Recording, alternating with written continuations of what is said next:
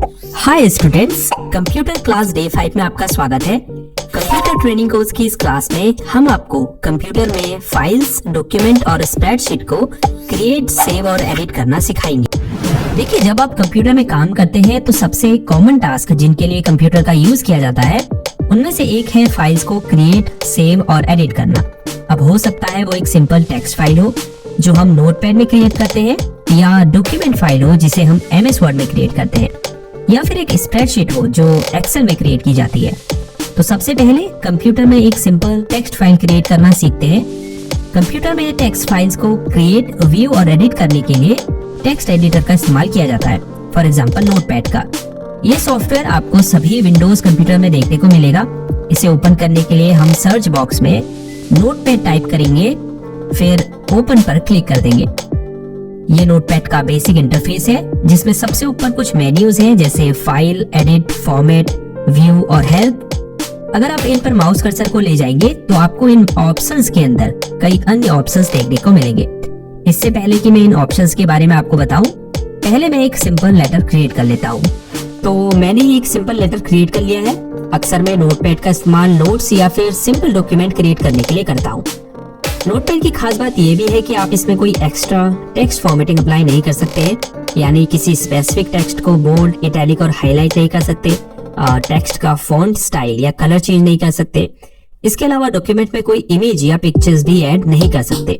हालांकि आप थोड़ी बहुत टेक्स्ट फॉर्मेटिंग कर सकते हैं, लेकिन वो फॉर्मेटिंग भी पूरे डॉक्यूमेंट में अप्लाई होती है। ये कैसे करेंगे बस थोड़ी देर में जानेंगे। एक बार जब आप डॉक्यूमेंट क्रिएट कर लें तो इसे कंप्यूटर में सेव करने के लिए ऊपर सबसे लेफ्ट कॉर्नर में फाइल मेन्यू पर क्लिक करें। उसके बाद सेव एज पर क्लिक करें। आप इसके लिए सीधे Ctrl+Shift+S शॉर्टकट की भी दबा सकते हैं। अब जिस भी फोल्डर में आपने फाइल को सेव करना है उसे सिलेक्ट करें, फिर फाइल को कोई नेम दें, उसके बाद सेव पर क्लिक कर दें। यह फाइल आपकी चुनी हुई लोकेशन में सेव हो जाएगी। लोग अक्सर सेव और सेव एज में कंफ्यूज हो जाते हैं। दोनों का एक ही काम है। हालांकि जो की डिफरेंस है इन दोनों ऑप्शंस के बीच में वो ये है कि अगर आपने किसी फाइल को पहले से सेव किया हुआ होगा और अब आप उसे एडिट करके उसमें कुछ चेंजेस करते हैं तो आप सेव पर क्लिक करके उस फाइल को अपडेट कर सकते हैं।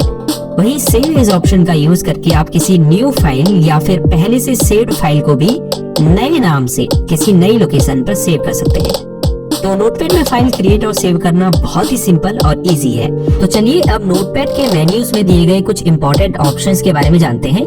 जैसे अगर हम फाइल मेन्यू में क्लिक करें तो सबसे ऊपर न्यू ऑप्शन है, जिस पर अगर आप क्लिक करेंगे तो आप एक न्यू टेक्स्ट फाइल क्रिएट कर सकते हैं। लेकिन अगर आप पहले से एक टेक्स्ट फाइल क्रिएट कर रहे होंगे तो यह आपको उस फाइल को सेव करने को कहेगा। अगर आपको नहीं चाहिए यह फाइल, आप एक नई फाइल क्रिएट करना चाहते हैं तो डोंट सेव पर क्लिक करें। अब आप एक न्यू फाइल क्रिएट कर सकते हैं। नोटपैड में एक न्यू फाइल क्रिएट करने के लिए आप Ctrl+N शॉर्टकट की का यूज भी कर सकते हैं। अगर आप एक साथ दो फाइल क्रिएट करना चाहते हैं तो फाइल मेन्यू में न्यू विंडो पर क्लिक करें। अब आप एक साथ दो फाइल क्रिएट कर सकते हैं। इसके बाद ओपन ऑप्शन पर क्लिक करके आप पहले से सेव्ड किसी टेक्स्ट फाइल को नोटपैड में ओपन कर सकते हैं। इसके लिए Ctrl+O शॉर्टकट की का यूज भी आप कर सकते हैं। अगर आपको इस टेक्स्ट फाइल को प्रिंट करना है तो आप फाइल मेन्यू में ही प्रिंट के ऑप्शन पर क्लिक करें। अगली वीडियो में हम आपको किसी फाइल को कैसे प्रिंट करते हैं इसके बारे में भी डिटेल में बताएंगे। इसके अलावा प्रिंट करने से पहले पेज सेटअप कैसे करते हैं इस बारे में भी डिटेल में बताएंगे। उसके बाद नोटपैड को क्लोज करने के लिए आप एग्जिट ऑप्शन पर क्लिक कर सकते हैं। सेकेंड मेन्यू है एडिट। इसमें कुछ ऐसे कमांड्स दिए गए हैं जिनका यूज डॉक्यूमेंट एडिट करते समय अक्सर होता है, इसीलिए इन्हें ध्यान से समझिए, क्योंकि सिर्फ नोटपैड में ही नहीं बल्कि अगर आप MS वर्ड या किसी भी टेक्स्ट एडिटर या वर्ड प्रोसेसिंग सॉफ्टवेयर में काम कर रहे होंगे वहां पर भी ये कमांड आपके काम में आएंगी। सो एडिट मेन्यू में सबसे ऊपर अंडू का ऑप्शन है। मान लीजिए मुझसे ये वर्ड गलती से डिलीट हो जाता है। अब अगर मैं Ctrl+Z को साथ में दबाऊंगा तो ये वर्ड वापस आ जाएगा। अंडू फंक्शन का यूज करके आप अपने लास्ट एक्शन को रिवर्स कर सकते हैं। उसके बाद कट है। अगर मैं इस लाइन को यहाँ से हटाकर कहीं और रखना चाहता हूँ तो मैं इसे सिलेक्ट करूंगा। किसी लाइन को सिलेक्ट करने के लिए लाइन की स्टार्टिंग में कर्सर को रखें। उसके बाद कीबोर्ड में Shift+डाउन एरो की दबाएं। अब कट करने के लिए Ctrl+X की को साथ में दबाएं। सिलेक्टेड टेक्स्ट कट हो जाएगा। अब आप इसे कहीं दूसरी जगह Ctrl+V की दबाकर पेस्ट कर सकते हैं। उसके बाद कॉपी का ऑप्शन है, जिससे आप किसी सेलेक्टेड वर्ड या पैराग्राफ आदि को कॉपी कर सकते हैं। इसकी शॉर्टकट की Ctrl+C है। उसके बाद कॉपी या कट किए गए टेक्स्ट को पेस्ट करने के लिए फंक्शन है, इसकी शॉर्टकट की Ctrl+V है। उसके बाद डिलीट फंक्शन है, इसकी शॉर्टकट की डिलीट है। अब जैसे मुझे इस वर्ड को डिलीट करना है तो मैं इसे सिलेक्ट करूंगा। किसी सिंगल वर्ड को सिलेक्ट करने के लिए कर्सर को उस वर्ड के बीच में या लास्ट में रखें, माउस के लेफ्ट क्लिक को 2 बार दबाएं, जिसे हम डबल क्लिक करना भी कहते हैं। अब डिलीट करने के लिए कीबोर्ड में डिलीट की प्रेस करें, सेलेक्ट किया गया वर्ड डिलीट हो जाएगा। उसके बाद सर्च विथ बिंग का फंक्शन है, अगर आप इंटरनेट से कुछ सर्च करना चाहते हैं तो इस पर क्लिक कर सकते हैं। फिर फाइंड फंक्शन है, जिसकी शॉर्टकट की Ctrl+F है। अगर आपको इस टेक्स्ट डॉक्यूमेंट में किसी स्पेसिफिक वर्ड या सेंटेंस को ढूंढना है तो आप कीबोर्ड में Ctrl+F की दबाएंगे, जिससे फाइंड डायलॉग बॉक्स ओपन हो जाएगा। अब जैसे हमें इस डॉक्यूमेंट में सर वर्ड को ढूंढना है तो हम सर टाइप करेंगे, फिर फाइंड नेक्स्ट पर क्लिक करेंगे। याद रखिएगा, आपको कर्सर डॉक्यूमेंट के स्टार्टिंग में रखकर किसी वर्ड को खोजना है, क्योंकि यहाँ आप देख सकते हैं सर वर्ड ऊपर है और अगर मैं कर्सर इसके नीचे रखकर फाइंड नेक्स्ट पर क्लिक करूंगा तो ये मुझे कैन नॉट फाइंड सर का एरर शो करेगा। हालांकि आप डायरेक्शन में अप सिलेक्ट करके फिर अगर फाइंड नेक्स्ट पर क्लिक करेंगे तो आप देख सकते हैं वर्ड सर ब्लू कलर से हाईलाइटेड हो चुका है। अब अगर आप फिर फाइंड नेक्स्ट पर क्लिक करेंगे तो इस डॉक्यूमेंट में अगर सर वर्ड फिर यूज हुआ होगा तो ये जो ब्लू हाईलाइटेड कलर है उस पर मूव कर जाएगा। क्योंकि इसमें और सर वर्ड यूज नहीं है तो कैन नॉट फाइंड सर का एरर यहाँ शो कर रहा है। अब ये फाइंड नेक्स्ट और फाइंड प्रीवियस फंक्शन है, जिसके बारे में हम बात कर चुके हैं, ये इनकी शॉर्टकट की है। फिर रिप्लेस फंक्शन है, ये फाइंड से थोड़ा डिफरेंट है, इसकी शॉर्टकट की Ctrl+H है। अगर आपको डॉक्यूमेंट में किसी स्पेसिफिक वर्ड खोजकर उसे दूसरे वर्ड से रिप्लेस करना है तो आप रिप्लेस फंक्शन का यूज कर सकते हैं। जैसे मुझे सर वर्ड को मैडम से रिप्लेस करना है तो मैं फाइंड वर्ड में सर टाइप करूंगा और रिप्लेस विद में मैडम टाइप करूंगा, फिर रिप्लेस ऑल पर क्लिक कर दूंगा। इस डॉक्यूमेंट में जितने बार भी सर वर्ड यूज हुआ होगा वो मैडम वर्ड से रिप्लेस हो जाएगा। अगर आपको केवल एक वर्ड को रिप्लेस करना है तो रिप्लेस पर क्लिक करें। उसके बाद गो टू फंक्शन है, जिसकी शॉर्टकट की Ctrl+G है। चूंकि अभी वर्ड रैप इनेबल है इसीलिए अभी आप फिलहाल गो टू ऑप्शन का यूज नहीं कर पाएंगे, तो पहले हम वर्ड रैप डिसेबल कर देते हैं। इसके लिए फॉर्मेट मेन्यू में क्लिक करेंगे, फिर वर्ड रैप के चेकबॉक्स को अनचेक करने के लिए इस पर क्लिक कर देंगे। वापस एडिट मेन्यू में क्लिक करेंगे। अब आप देख सकते हैं गो टू ऑप्शन इनेबल हो चुका है। जैसे ही इस पर क्लिक करेंगे आपके सामने go to line dialog box open हो जाएगा। अब इसका यूज करके आप डॉक्यूमेंट की किसी भी लाइन में माउस कर्सर को मूव कर सकते हैं। उसके बाद सेलेक्ट ऑल का ऑप्शन है। पूरे डॉक्यूमेंट को सिलेक्ट करने के लिए आप Ctrl+A की को दबा सकते हैं। उसके बाद टाइम डेट का फंक्शन है। अगर आपको नोटपैड में current time and date enter करना है तो आप F5 की को दबा सकते हैं। तो एडिट मेन्यू में जितने भी फंक्शंस या ऑप्शंस हैं, इनकी नॉलेज होना आपके लिए बेहद इंपॉर्टेंट है, क्योंकि आप किसी भी टेक्स्ट एडिटर या वर्ड प्रोसेसिंग सॉफ्टवेयर में काम करें, ये कुछ कॉमन टास्क हैं जिन्हें आपको डेली बेसिस में परफॉर्म करना पड़ता है। अब फॉर्मेट मेन्यू में आ जाते हैं। पहला ऑप्शन वर्ड रैप है। अगर आप इसे इनेबल करेंगे तो नोटपैड की विंडो को कैसे भी रीसाइज करने पर जो टेक्स्ट होगा वो साइज के हिसाब से एडजस्ट हो जाएगा। उसके बाद फॉन्ट का ऑप्शन है, जिस पर क्लिक करके आप ऑल टेक्स्ट में सेम फॉर्मेटिंग अप्लाई कर सकते हैं, जिसके बारे में हम शुरुआत में बात कर रहे थे। जैसे आप यहाँ से डिफरेंट फॉन्ट स्टाइल को चूज कर सकते हैं। फॉन्ट को रेगुलर, इटैलिक, बोल्ड और बोल्ड इटैलिक में रख सकते हैं। फॉन्ट के साइज को चूज कर सकते हैं। उसके बाद जैसे ही आप ओके पर क्लिक करेंगे आपकी चूज की गई फॉर्मेटिंग पूरे डॉक्यूमेंट में अप्लाई हो जाएगी। अब व्यू मेन्यू है, जिसमें पहला ऑप्शन जूम है, जिससे आप नोटपैड में जूम इन जूम आउट कर सकते हैं। डिफॉल्ट जूम को रिस्टोर भी कर सकते हैं। इनके आगे इन ऑप्शंस की शॉर्टकट कीज भी दी हुई है। उसके बाद अगर आपको बॉटम के इस स्टेटस बार को डिसेबल करना है तो आप स्टेटस बार के आगे मौजूद इस चेक बॉक्स को अनचेक कर सकते हैं। अंत में हेल्प मेन्यू है। अगर आप नोटपैड के बारे में जानना चाहते हैं या आपको इससे रिलेटेड हेल्प लेनी है तो आप इन ऑप्शंस का यूज कर सकते हैं। तो इस तरह से आप नोटपैड का यूज करके simple text file create, save और एडिट कर सकते हैं। अगर इन फ्यूचर मुझे इस फाइल में चेंजेस करने हुए तो मैं उस फोल्डर में जाऊंगा जहां मैंने इस फाइल को सेव किया था। उसके बाद डबल क्लिक करके इस फाइल को ओपन कर लूंगा। अब मैं इसमें चेंजेस करके इसे दोबारा सेव कर सकता हूँ। तो चलिए अब MS वर्ड में एक डॉक्यूमेंट फाइल क्रिएट और सेव करना सीखते हैं। इसके लिए हम सर्च बॉक्स में MS वर्ड टाइप करेंगे, फिर ओपन पर क्लिक कर देंगे।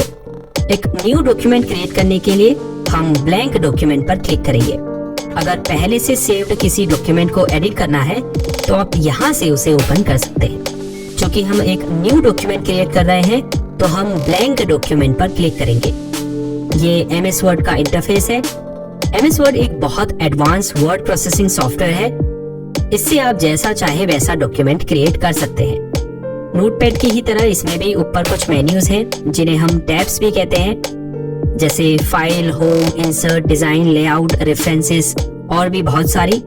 इन सभी टैब्स के अंदर आपको कई सारी कमांड्स या ऑप्शंस देखने को मिलेंगे।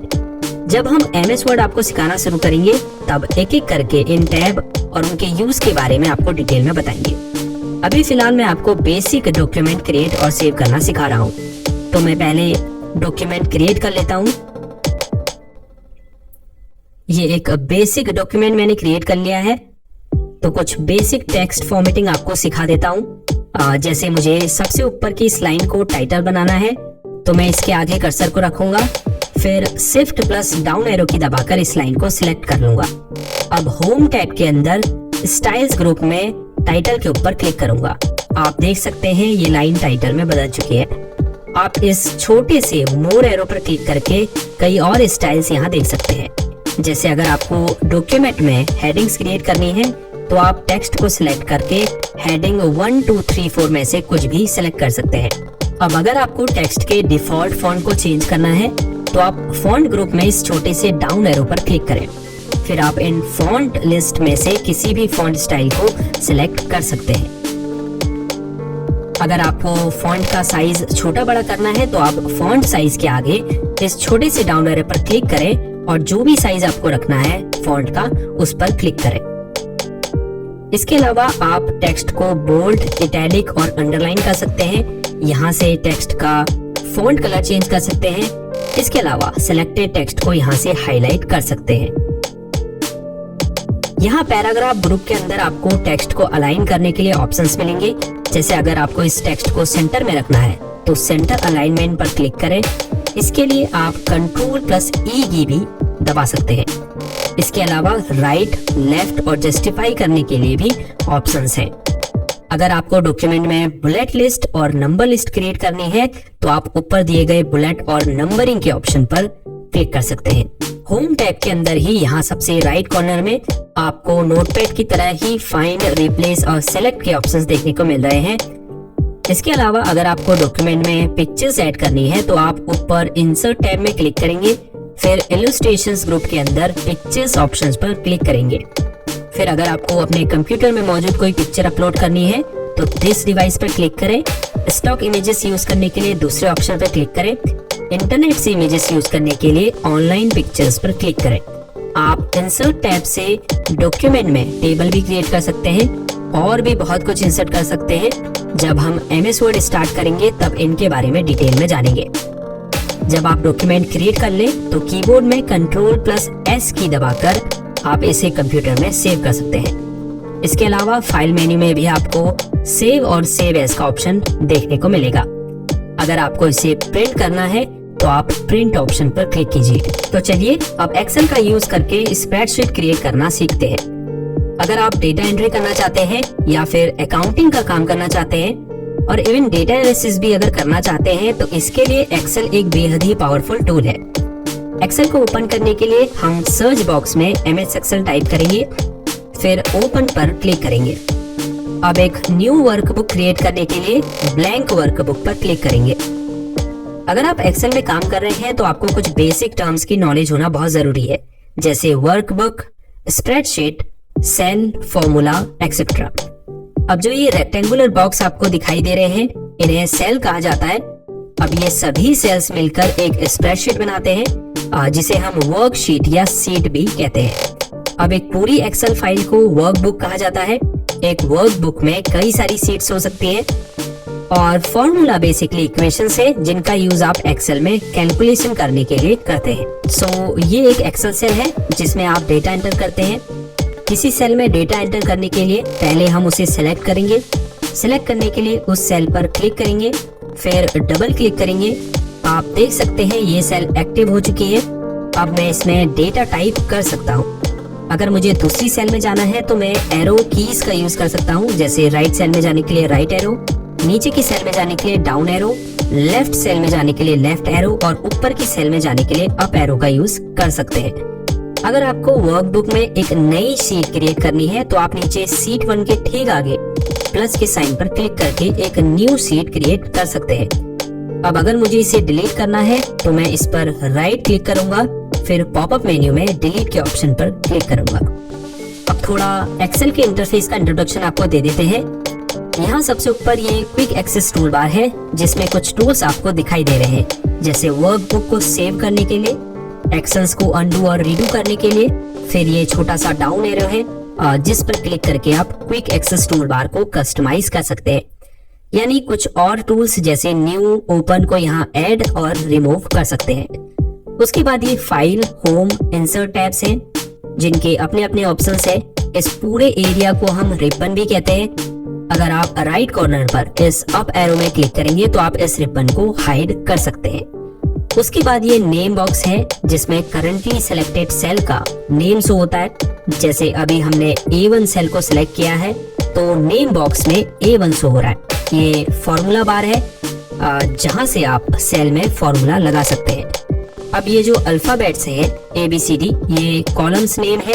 अगर आप इन पर क्लिक करेंगे तो ये पूरा कॉलम सिलेक्ट हो जाएगा। इस तरफ जो नंबर्स हैं वो रो को डिस्क्राइब करते हैं। सो आई होप अब आप एक्सेल के इंटरफेस को बहुत हद तक समझ गए होंगे। जब हम एक्सेल सीरीज स्टार्ट करेंगे तब आपको डिटेल में ये सभी चीजें सिखाई जाएंगी।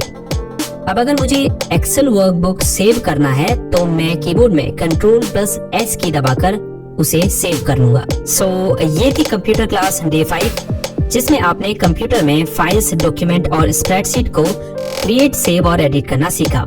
आई होप ये वीडियो आपको पसंद आई हो और इस वीडियो से आप बहुत कुछ नया सीखे हो। अगर ऐसा है तो वीडियो को लाइक करना बिल्कुल ना भूलें। अगर कोई सवाल या सुझाव हो तो नीचे कमेंट कीजिए, हम उसका जवाब आपको जरूर देंगे। See you in the next class. अपना ख्याल रखिएगा। तब तक के लिए गुड बाय।